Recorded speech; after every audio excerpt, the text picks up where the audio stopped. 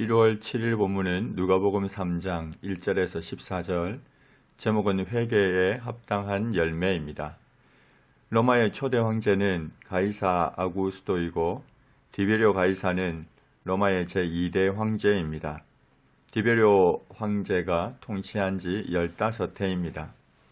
디베리오 황제는 AD 12년경부터 가이사 아구스토와 공동으로 통치했고 15해는 AD 26년으로 볼 수 있습니다.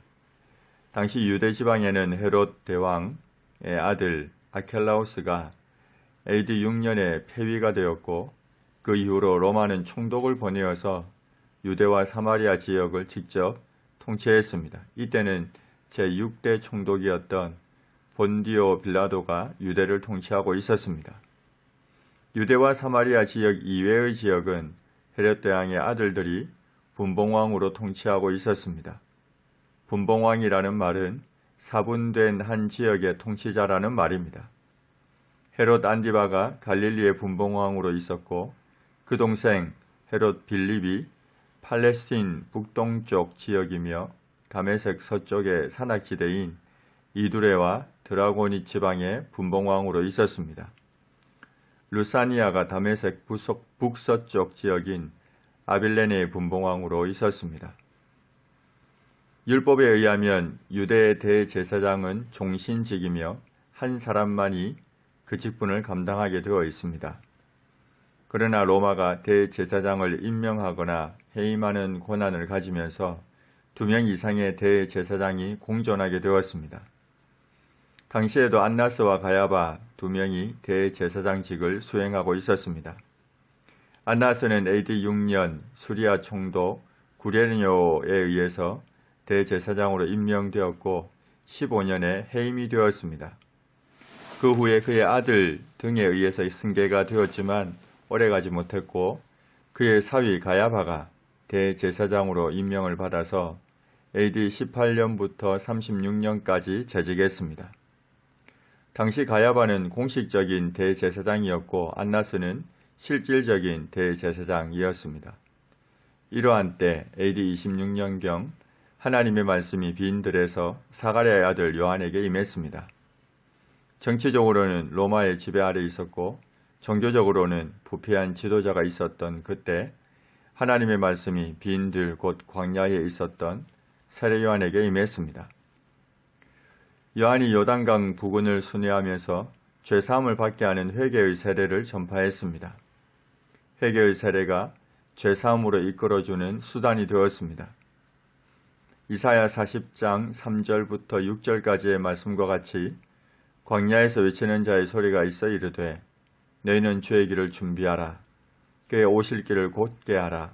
모든 골짜기가 메워지고 모든 산과 작은 산이 낮아지고 굽은 것이 곧아지고 험한 길이 평탄하여질 것이요 모든 육체가 하나님의 구원하심을 보리라 함과 같았습니다.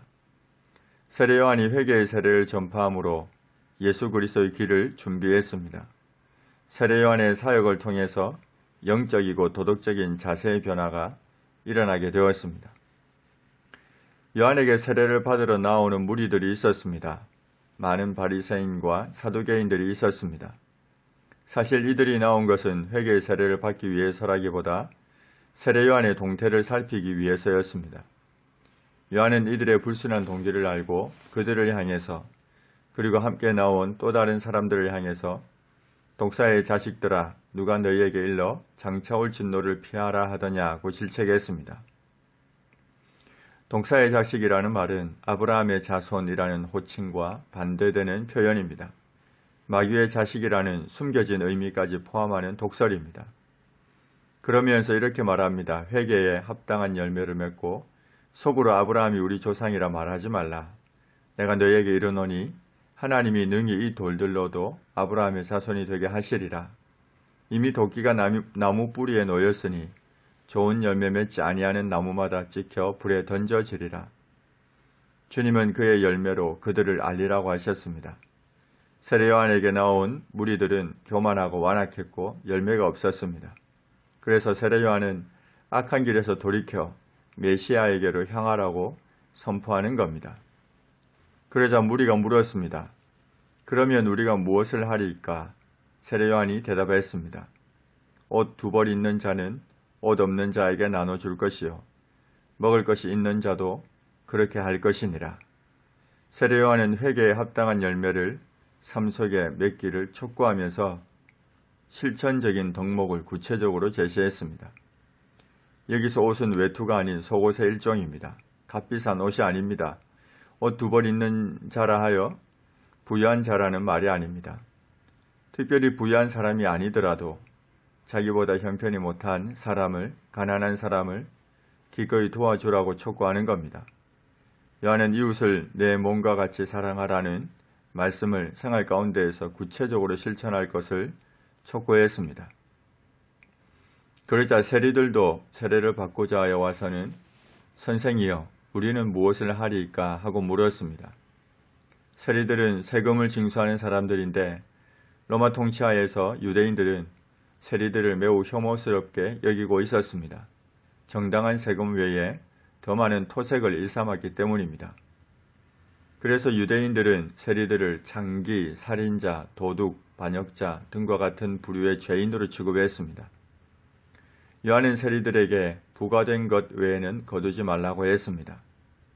자신에게 주어진 일에 정직하고 공정하게 일을 처리하라고 했습니다. 군인들도 요한에게 물었습니다. 우리는 무엇을 하리이까?